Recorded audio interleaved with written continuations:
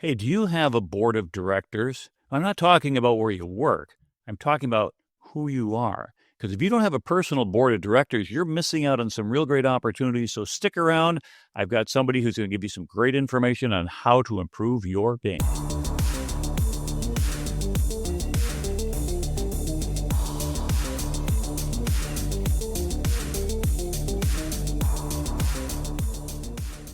Hello and welcome to another episode of CISO Tradecraft, the podcast that provides you with the information, knowledge, and wisdom to be a more effective cybersecurity leader.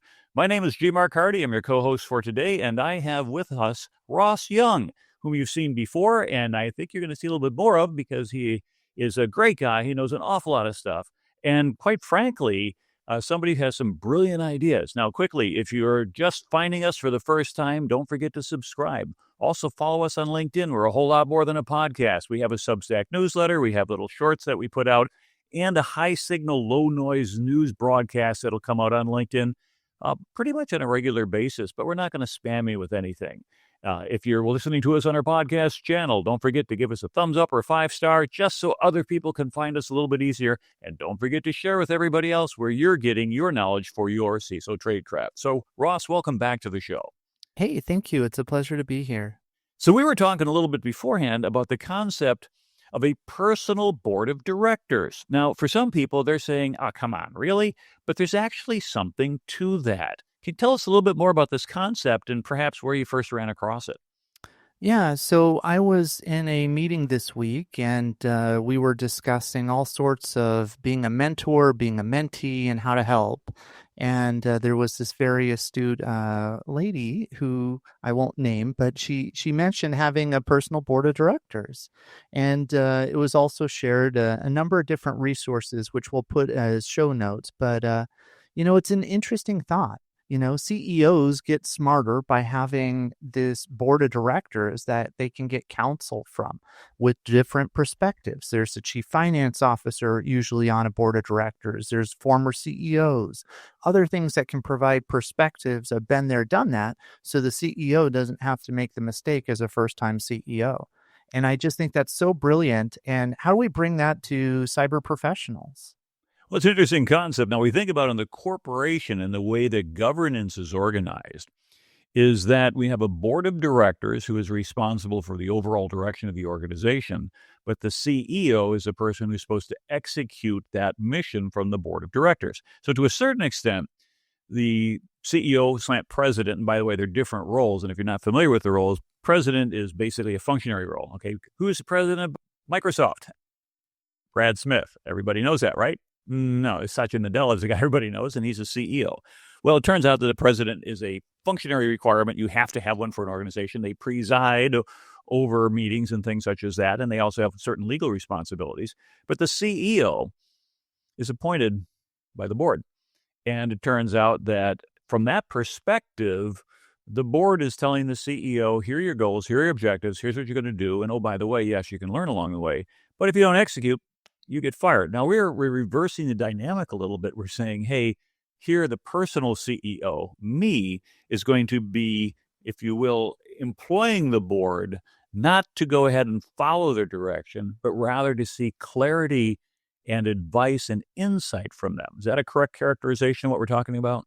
Yeah. We're hiring these folks who can help us without, essentially hiring people to fire us out of our own, roles, if you will. And I think it's a powerful thing. Like, we all need feedback.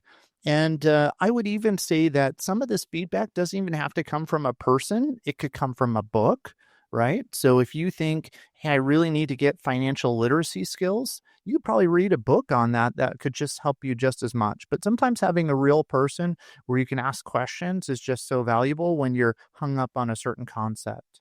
Now, talking about hiring them, do I need to break out my checkbook and say, I'm sorry, I'd like you to be on my board of directors, what's your hourly rate? Or is this something that's more of a relationship-based engagement? I have found my best relationships not to be in formal programs. I'm not to say, those don't work for people, but they didn't work for me. And what I found was I wanted to find someone that I naturally clicked with, where we just had, matching personalities a little bit.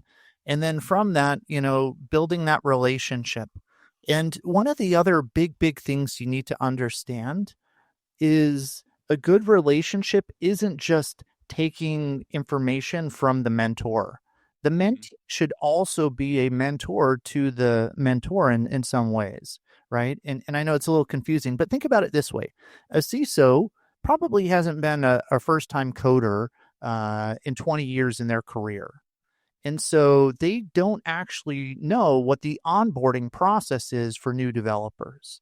And so if you can share that with them and show them how it's broken as the mentee in that relationship, you are mentoring the CISO, right? So things like that, where it's a give and take back and forth, I think makes a super productive thing so that the mentor wants to continue to learn from the mentee in this relationship.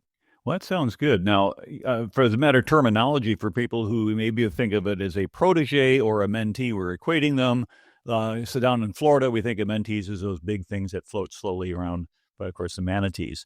But whatever term you use, in the military, we called it mentor and protege. And we had mentorship programs because in that type of an organization, you're constantly training your replacement.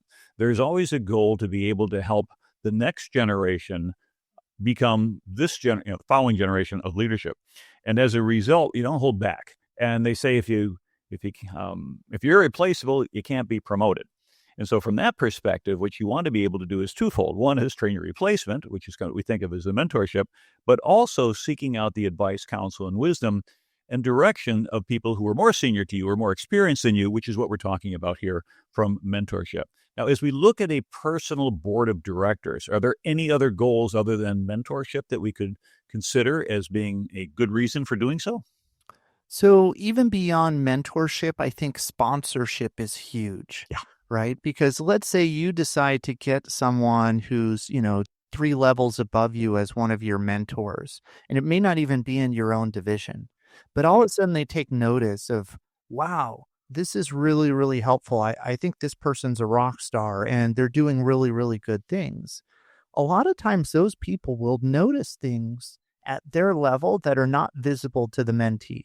Like, hey, this person's going to retire in 2 months. We need to plan the transition of who's going to replace that person. Or we're going to do, some big thing that's a temporary effort and we need a champion to lead this initiative just for 3 months. And so their ability to sponsor and say, have you considered this person? He's just been really solid. And I think you do an excellent job, him or her in that role. That can be another fascinating thing to get not just advice, but also sponsorship. Yeah, and I think that's really important because as we talked about several times on the show, there's different phases of careers. We start out in a technical phase, and then from there, if we do well, we're given management, execute on time, on a budget. When we get to the CISO level, we're looking at leadership roles, being able to set the vision, motivate your team, etc. But when the sponsorship is really that fourth level, which is the political layer, which is really where things happen, and we find out that in many organizations, some of the best technical people never do well in management or don't get to management. If they don't get to management, by the way, it might be a good thing, unless you're in an up or out career like the military. Some of the best managers just they couldn't lead people out of a burning building. And some of the leaders may be inspirational and people do anything for them, but with a blind eye toward the politics of an organization, they're going to stall out and retire as a leader. And they might be perfectly fine with that. But at the CISO level, it's more than just leadership. It's leadership and political acumen. You're correct. We've left our technical skills behind. To a certain extent, the management is delegatable to those who are direct reports, but leadership falls squarely on our shoulders. But to even get to our job, let alone succeed and progress, we need that political acumen. And that's where the correct selection of these personal board of directors can really be helpful. So with that in mind, what do we look for as we're quote unquote recruiting our board of directors? And will people just say yes, or how do we coach that in a way that's going to cause them to be more likely to say yes than no? I think the first board of director member that I would look for is someone who's been in the role that I aspire to, Mm-hmm. right? So maybe I am a head of AppSec and I desire one day to be a CISO. Well, I think the best advice is probably going to come from someone who's been a CISO or is currently a CISO, right?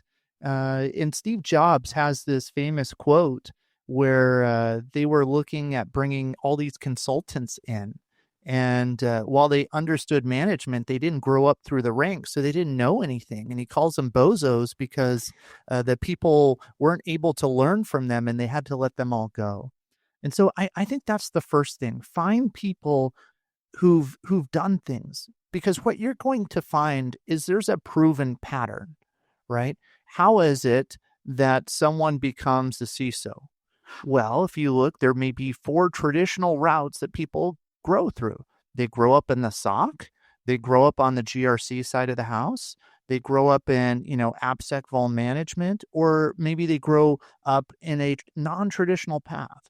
And if you don't see yourself going up those traditional recommendations, you have a much harder job trying to get those same opportunities when you don't look same as what normally gets promoted, right? And I think what you'll find is you're really key to point out that there are multiple pathways to becoming a CISO. Let me draw again a parallel to my military career. And so for those of us who had made it to 06, captain, and every captain thinks they're going to be a great admiral, the reality of it is 0.5% of captains will promote to rear admiral.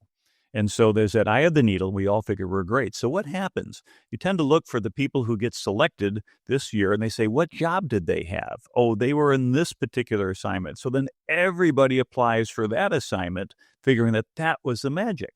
But then it turns out that, nope, next year was somebody, and they're all chasing around like a crowd looking for the last winning lottery ticket. G-Mark, I think I've heard you on an earlier episode said, there's kind of traditional paths. Like you're either a subsurface, let's call it submarine officer that gets promoted. You are a surface warfare officer, someone running the big ships, or you're a pilot. Those are like the most likely paths to get to be, an admiral in the Navy. Right. That puts you in the big bucket. But now we're saying as you get closer to the top in that career, you're not going to cross over. Although it's interesting because, again, staying with the Navy analogy for a moment, from my experience has been in the Navy Reserve, at 05, a commander, that's your last opportunity as a pilot to get command. You get command of a squadron, which is a big deal. I mean, it's huge. You've got hardware, you got millions of dollars of equipment, dozens of men and women, and you have a real mission assignment there. And then what happens at that point? Well, when you pin on your Eagles and you become an 06, you kind of get lumped in with all the surface warfare officers. Now, think of the culture of your organization. If you are a CISO or a leader and you have to groom the next generation of leadership, we had a saying in the Navy, in the surface warfare community where I grew up, that SWOs eat their young, meaning what? You look for any possible defect they made, and boy, golly, you're going to document the fact that they screwed this up and they screwed that up. And so you pick up a lot of dents and dings and errors along the way in your record, and your record reflects the fact, well, you're human. Well, the pilots, we used to joke, they said if you had 10 pilots, they all got ranked 1 out of 10. 1 out of 10, 1 out of 10. Well, what used to be before they computerized everything is the squadron CO is, the admiral said, here's what you do. Don't send them all in at once like you're supposed to. Send them in 1 at a time. And then 2 days later, send the next one. Send the next one. The Bureau's not going to sort it out. So what happens when you're up for 06, because I sat on that 06 command board, and I noticed that the surface warfare officers went like this, and the aviators look like that. And the admiral said, hey, by the way, this is why these guys do so well, and women, at this level and beyond. So understand the culture of your organization. If you have a zero defect mentality, and therefore you're looking for perfection, but your organization doesn't share that, you're going to do some real damage. Or if we look at Steve Ballmer, when he was at Microsoft, one of the big sources of angst there was what? He required each business unit to bottom blow 10% of their organization every year. If I had 10 PhD Nobel Prize winning scientists, I'd have to fire one of them every 12 months. And it was just unilateral. And that was one of the number of things that created some toxic culture there. But back to the personal board of directors, as we look at that, your insight is excellent. Find somebody who has served and been successfully served at the level that you want to do. I'll go one beyond that, and that person also has to take a personal and professional interest in your success. I can't just walk up to Phil Venables and said, "Hey, wow, you've been like world-class CISO all the time, so be my mentor." I've had people come to me all the time, "Be my mentor." I taught for SANS for almost 10 years, and people at the end of my leadership class like, "You're my mentor." Like they're ordering me, "You are going to be my mentor." It doesn't work that way. So how do we entice somebody who is very busy, or reasonably successful, and probably doesn't have a whole lot of stake in your professional and personal success? How do we convince these people that they should be on our board? So, one of the first thing that I have seen is cyber is a very generous community. Most people want to help the next generation because I think many of us didn't really get good guidance and help growing up through the ranks. So, like Phil Venables has an amazing blog. He's very much one to give back. Mhm. The second thing that I would say is if you really want someone to help you, make sure you are not wasting their time. If you go to a meeting and you're like, I don't know, tell me everything I need to do, that's a very one-sided meeting. Versus if you go to a meeting and you bring an agenda saying, here's 5 to 10 questions I'm really struggling with right now, and I'd love to maybe just to ponder and talk through these thoughts and these things and get your recommendations. That is a really rewarding meeting for a mentor to give advice to, and they don't feel like they're wasting their time. And so I think of, are you putting as much prep into making that a very productive meeting? If you do that, you have the best chance of making it very rewarding. And then I think the other thing I would say is also find a way to connect on a human level, right? So, for example, a lot of times when I'm in conversations with people, I usually ask people about what are their favorite hobbies? What do they like to do? And then just talking about their hobbies, which most people are not interested in your hobbies, just kind of opens them up. And then they're like, man, I really like talking to this person because we have just these interesting conversations instead of how's the weather? What'd you do? Oh, I went shopping at Costco over the weekend and nothing interesting, right? And you got to make sure, of course, you're not making them feel self-conscious, because some of us get so involved in our job and our life and everything else like that, our hobbies have kind of set to the side. I remember I did a presentation up at Fort Meade a couple of years ago, and the two-star said, "Well, hey, this is G. Mark Harden. Tell me about your hobby." And it's like, man, my hobby has been my podcast, and this doesn't sound like a really fun hobby. But I am restoring my old car. Yeah, I've still got my first car, a 1960 Corvette. That's the good news. The bad news is it's been waiting for me to replace the fuel pump for 3 years. It's still up on the ramps. It's like, come on, Hardy, it's been forever. Well, it's just a matter of maybe finding a technical mentor, like somebody who works in a garage or likes old cars, and said, "Hey, want to come on over here and we'll cook dinner, cook ribs, something like that, and make it worth your while." Because rather, or we could just drag the thing into a shop and have somebody do that. Well, we can't just drag ourselves into the shop, but as you said, find something that personally connects them. And that's really key. The other thing also is this: as a mentor, when I'm approached by a protege or a potential protege saying, "Hey, would you like to help me out?" There is an assignable risk to me as a mentor that I have to accept. What do I mean by that? If I am a mentor and I choose to accept somebody as a protege who is not going to follow through, who doesn't do their homework, who ends up not becoming successful and a failure, what does that do to my reputation among my peers? This Hardy guy, he just kind of push everybody who goes to him fails. So you are causing a perception of risk when you go to a successful mentor. What's the best way, in your opinion, to reduce that vision of risk? And in fact, maybe even make it look like a positive risk? I think you go in and honestly, I don't think you ask for a formal mentoring relationship. I Mhm. think you just go in and ask them questions. Say, hey, I'd like your advice on the following. And then you just go and naturally connect, right? I don't think anybody, when they meet their spouse for the first time, says, "Hey, do you want to get married?" Right? I think you come in a little softer than that, right? And I think that same advice applies in a mentorship, right? It doesn't have to be so formal. And you know what? After that first meeting, if it's terrible, you never have to meet that person again in that type of capacity. But if it's really, really good, at the end of the meeting, be like, you know what? I really enjoyed this conversation.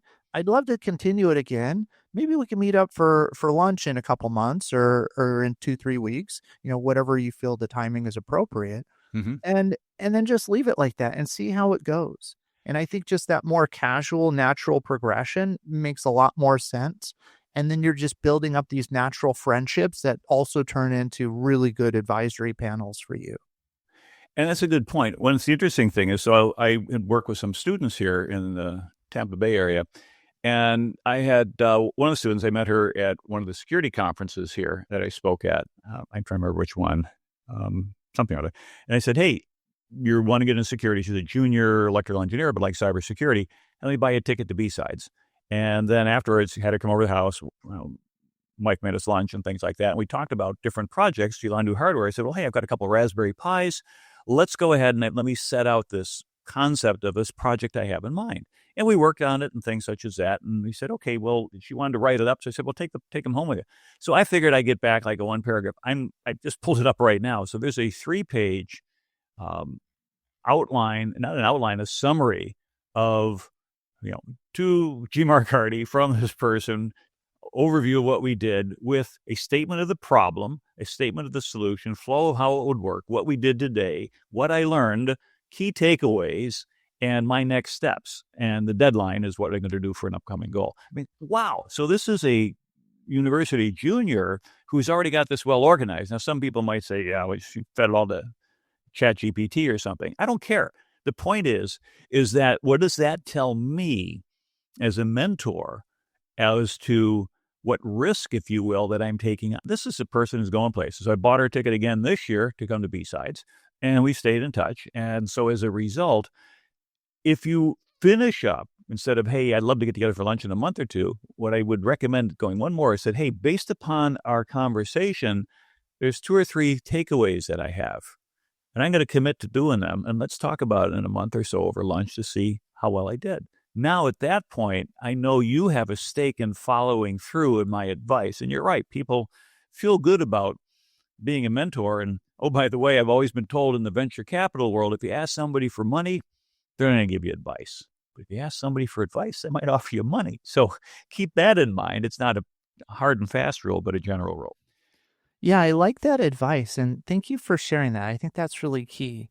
Another aspect I think we should also be discussing is who else should be on the board of directors. I know we mentioned, someone in that role that you aspire to, and I think there's other types of folks. What do you think are some of the other roles that we should put on our panel, if you will? Well, I'm going to go back to an author from 1937.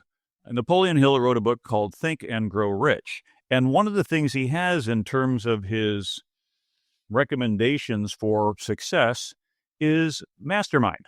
And not just a mastermind, but the power of the mastermind by being able to say, if you want to be successful, what you want to do is create a group. And the idea is no individual may have great power without availing himself, considering that, okay, himself, herself, but this is 1937, of the mastermind. And so the idea here is that the author is suggesting that you can accumulate through other people that you associate with in a spirit of sympathy and harmony. I would say more synthesis, I guess, probably different words that we use 90 years later. But the whole idea is that he is suggesting that what you do is by creating this personal board of directors, what he called your mastermind, is that these people are going to be able to assist you in different areas.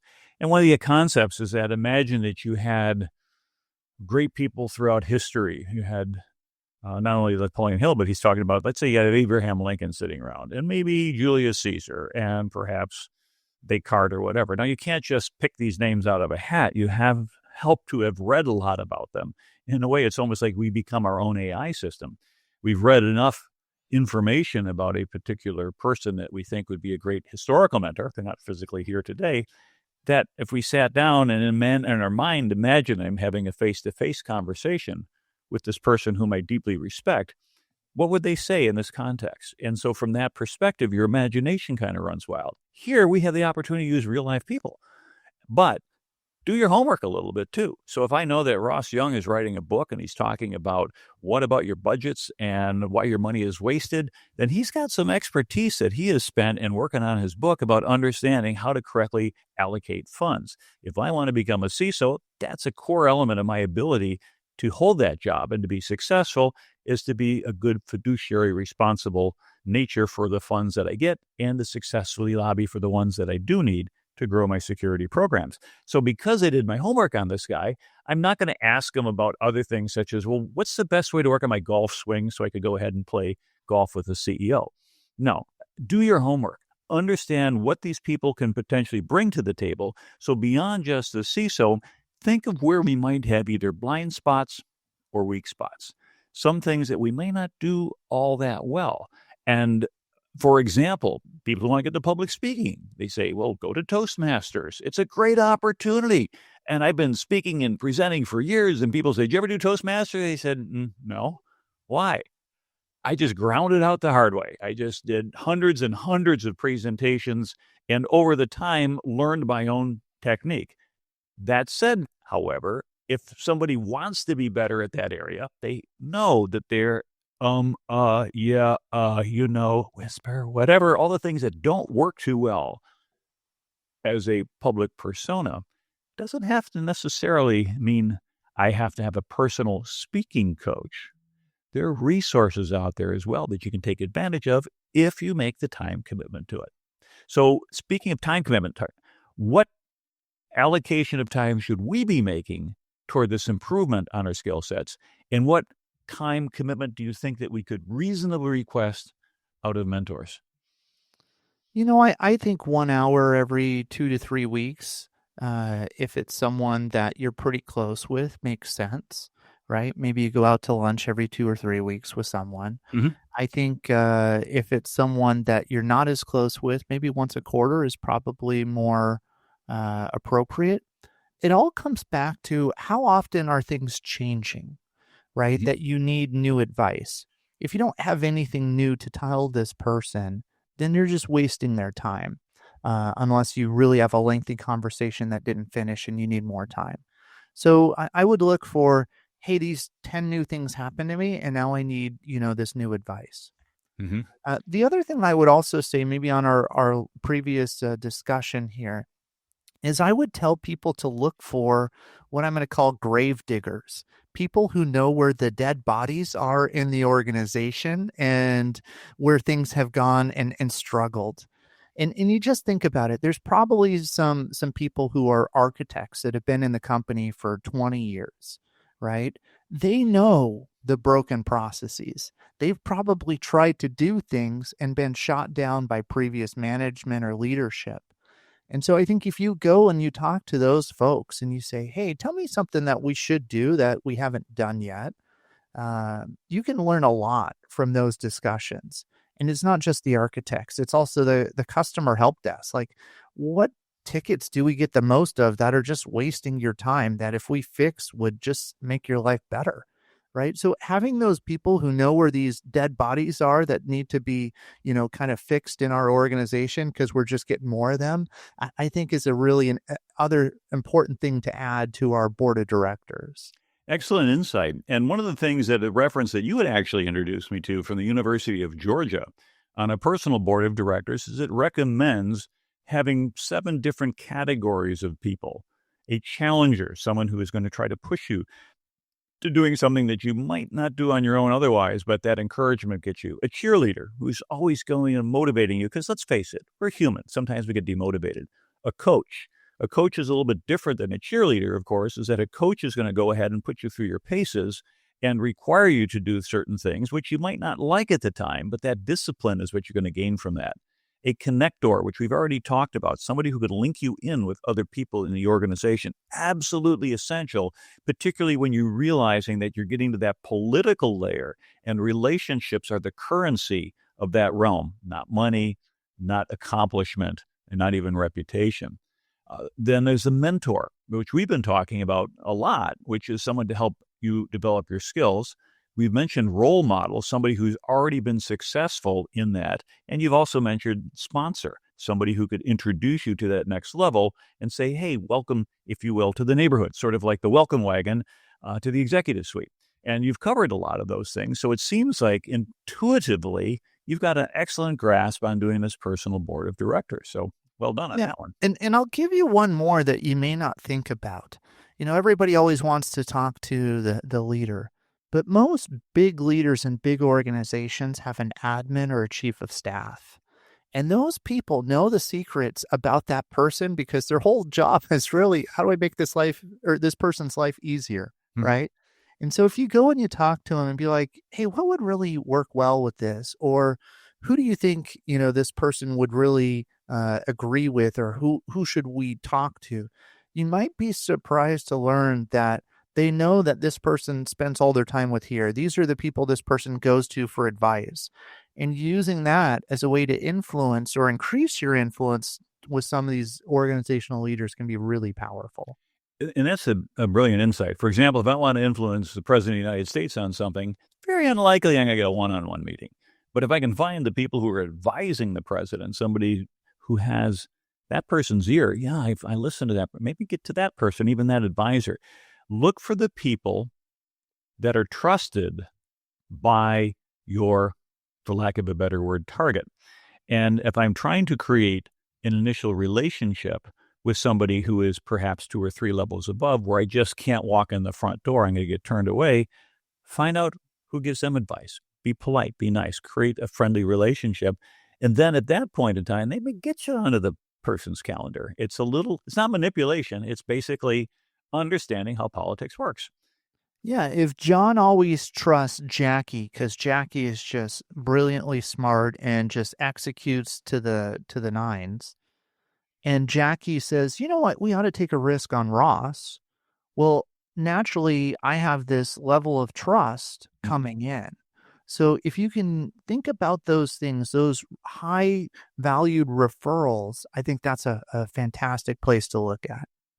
And it's a very good point. And so as we do that, and as we look at these potential third parties, of course, recognize that they will be a little bit initially guarded. Well, why are you trying to talk to the big boss? You're not. But if you approach them and build a trust with them first, then you're not going at them with an agenda. At least it's not an obvious agenda. But at which point you can say, hey, I'm really struggling with this issue. If you know anybody who could help me out, well, of course they know somebody who can help me out. It's the person you're looking for. And so what we're finding then is that a personal board of directors should include a range of different capabilities. Do these people all have to be friends with each other? Do they even have to know each other? Or can I do this asynchronously rather than call my board of directors meeting once a month? I don't think they have to know about each other. I don't think they have to be involved with each other.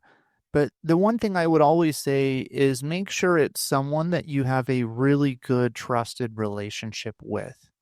There's a lot of people who could be amazing board of directors for other people, but I just don't connect with on a deep personal level. And so if I don't really connect with them, I think it's really, really hard to spend more and more time with them to make valuable relationships with those. Now, don't get me wrong. In any role, there are people you are forced to connect to. If you're the CISO, you're going to spend time with legal, you're going to spend time with HR, and maybe you don't want to connect with those people, but you need to. But that doesn't mean they have to be your board of directors or your mentor for a really important thing. Maybe you get a chief of HR from a different company who you do connect with on that personal level, and they give you just as great advice. That's true. So some relationships, if you will be transactional, and others are going to be more substantive. And really what we're looking at here is going beyond the transactional relationship to one where we're transcending just the dispensation of professional advice, kind of like Lucy, the psychiatrist, is in 5 cents for advice, but rather to create, if you will, more of a personal interest. And we do so, as you had suggested, by maybe taking some interest. What are their hobbies? What do they like to do outside of the workplace? Most people do have something. Some people are just so focused on what they do that they don't have that. And so be careful that if they feel self-conscious about being put on the spot, like, well, hey, tell everybody about your hobby. Yeah, it's like fixing the car that I haven't been fixing on for 3 years. Yeah, it was a little bit embarrassing. I got a better answer today. Um, I'm basically becoming a pizza chef. I bought a pizza oven, and now I made fresh pizzas last night from homemade dough, and they're still getting there. They're almost round. I guess I'm told it takes a few more tries before you really get it, and you can flip them up in the air. But that's something interesting and fun to do, and totally orthogonal to everything else I'm doing, which is sometimes what your hobbies are. Now, if you find somebody who's never given advice before, maybe being a mentor or on a board of directors is something new for them, or even if they have been doing it, one caution is that just because they give you advice doesn't mean it's accurate for you. So how do we use our own discernment when somebody says, close your eyes and let go of the rope and fall to the floor? And you think you might be 20 or 30, 50 meters up, and when you let go, you're only this far away. But you didn't know that, but they did. Or maybe you fall and crash and burn. How do we discern that? So the first thing I will say is a lot of really important discussions, you shouldn't just have one conversation with one person. You should have a sounding board across multiple people, right? So let's just say there's an opportunity for you to step into a new role, but you don't think it's a good fit, right? Maybe you've always been in cybersecurity and they're like, hey, we want you to take this role where you're going to head the PMO and the IT department. And you're like, oh, that sounds horrible. I don't want to deal with budgets and money and all of these things. And you have that insight and you're like, I think this would be just terrible. I just wouldn't like it. And you talk to 3 or 4 people and they say, you know what? If you're actually going to manage a $1 billion program, you better understand how to manage the budget. And that's what you're going to get in this role. And it's a trial role before we promote you into that larger role. And if you don't do this, you're not going to get those aspirational roles that you want. And you hear that from a couple people, you should really pay attention. But if you only hear that from one person and you don't hear that from the rest of your cadre, and they're like, no, this person just wants you in that role because he's trying to fill a vacancy, you know, that's where you need a sounding board across multiple people to understand how it helps you in your career set. Yeah, and it's interesting because you're absolutely right. I had an opportunity where I was offered to be the acting chief information officer for the United States Navy. Wow, as a reservist, they're going to get called back to active duty and become the CIO. And what an awesome opportunity. And this is, 15 years ago.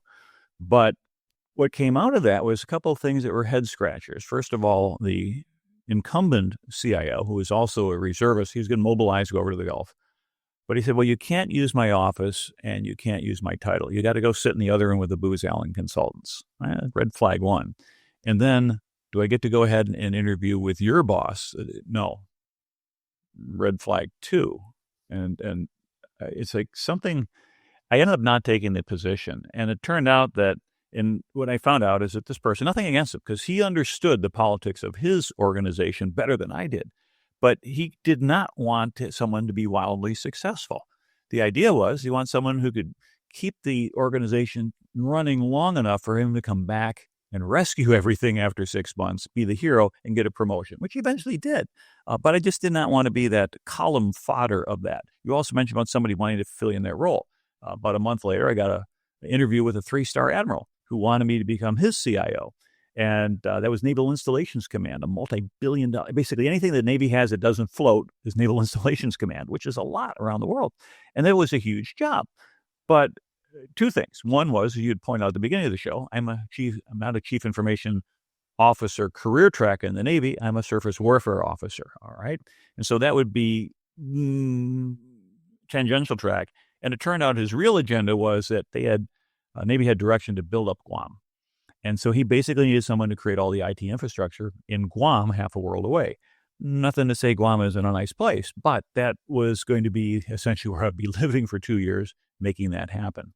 And so as a result, we want to go ahead and, as you had said, try to discern what is the motivation behind it. Is somebody giving you good advice, or is somebody just trying to plug a square peg in a square hole and move on to it and really is not interested in you, just wants that job done? The other thought that occurred to me when you're mentioning about one person being kind of one odd out. Let's imagine, for example, let's bring it back home more to a security example. I need, for some reason, a copy of TrueCrypt. I found an old encrypted drive or an old encrypted file that I needed to decrypt. And I got rid of the software.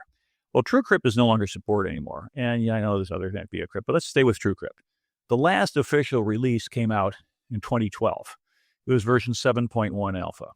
Well, you can find, if you search around, a 7.1 Bravo, a 7.2, and even an 8. All of those are non-official versions, and they might be Trojanized. And even if you found one labeled 7.1 alpha, how do you know that that's not a Trojan version of software? Because there's no official distribution. And so from a security perspective, you'd go and maybe go to 5 different places. And I think I did that, 5 or 6 different sites. And then I did a hash on each one of them, a SHA-256, and found out that 5 of the 6 matched and 1 of them didn't match. Which one do you think was the Trojan software? I'm pretty sure it was the one that didn't match. And so I went with crowdsourcing, and I got the right version, and I was able to decrypt that thing. So that tells us then that we don't just walk away and someone gives you something, hey, Ross, do this, and you go, okay, sudo this, and it just happens. Vet that, run it by other people. And if somebody says this is not intuitive and it doesn't make sense to you now, and I get that it doesn't make sense to you now, but we've been talking for months. You know I care about you. You know I want to see you succeed. This is something that is going to be critical for your success, and it's because of its very non-intuitiveness that it's going to give you an advantage over somebody else trying to do what you want to do. Now, that's the leap of faith. That's let go of the rope and fall to the floor. It might happen. And I think that's a great thing. When I look back in my career and I say, what are the jobs I'm most happy I took? They're not the jobs that I expected them to be. Mm-hmm. The jobs that I went in thinking this is going to be the coolest job, a lot of times weren't my favorite jobs 3 years later. And in these jobs that I took because, someone recommended me and there was an opportunity to go over here. And I'm like, okay, let me go over here and just kind of fill some time for a little bit and learn some new things. Oh my goodness, did those things take off? And I'll just tell you one role. I went into one role where I ended up learning DevOps and I ended up learning cloud AWS. Mm-hmm. And this was in 2014 timeframe. And it was so different than offensive cyber, which had historically been my track. But, fast forward to 2025, where I'm at, cloud is everywhere. DevOps is everywhere. And by being a pioneer in some of those spaces, I was able to set up a much larger career. And so understanding kind of where technology is going to evolve, and I think the answer right now is AI, machine learning, and some of the way AI generative code is changing things. Mm-hmm. Getting a really good understanding of being on that emerging tech sometimes can be a massive bonus for years later. That's a very good insight. And as we get close to the end of the show, let's kind of summarize what we've been talking about. Issue is the idea of a personal board of directors, other than a corporate board of directors, where the direction is really coming from you trying to learn from the board rather than a corporate where the board is telling the CEO to do, right? You'd also point out the importance of having different elements on that board of directors, people who could challenge you, who could be your coach, your mentor, or a role model or a sponsor, and don't just limit yourself to 5 people that are in that same role, maybe diversify across that. We talked about creating a bidirectional relationship where a mentor, assuming responsibility for somebody else's success, takes on the risk of that person not being successful. So you want to do everything you can to convince that person that it's worth their time and effort to help you along, because your success is going to reflect very well on that person and that person's career. And then lastly, as we look at some of the opportunities that are out there, some may be non-intuitive. As you had said, some of your best career opportunities weren't what you were looking for, but it turned out in the long range to have worked out really, really well for you. So don't reject something out of hand simply because it doesn't match your prior pattern of behavior. Because if you do what you've been doing, you're going to get what you've been getting. And what we want is to do something a little bit different. Any other thoughts you have? I'll just give you one last one that I've been tinkering with a lot lately. A lot of times I use ChatGPT or Claude for queries. Mm-hmm. And I'll use a query like, based on everything I've ever asked, what do you think I should do? Or I'll ask about technologies and ask for recommendations and get some really interesting things. So sometimes it doesn't even have to be a human. I mentioned earlier, maybe you're reading a book from an expert, but I would tell you also consider some of these LLMs that you can ask questions with. And if you're asking, dozens of questions every day, it knows probably about as much as your best friend about you, and some of its advice can actually be really, really good. Well, Ross, with that excellent advice, I think we're going to wrap up the show for today. Thank you very much for being part of our audience out there at CISO Tradecraft. Whether you're watching or listening, we're glad to have you. We hope that this information has been helpful and valuable for you in your career and moving you along in your own tradecraft for your career journey. This has been Ross Young. I'm G. Mark Hardy. We're pleased to spend this time with you. And if you love this episode, give us some feedback. Go ahead and connect with us on LinkedIn. We're both on LinkedIn, plus CISO Tradecraft is there. And give us some questions. Who knows? Maybe if you put all this to good work, you might pick up one of these people as a mentor if you think we could help you out. So until next time, thank you very much for being part of CISO Tradecraft, and stay safe out there.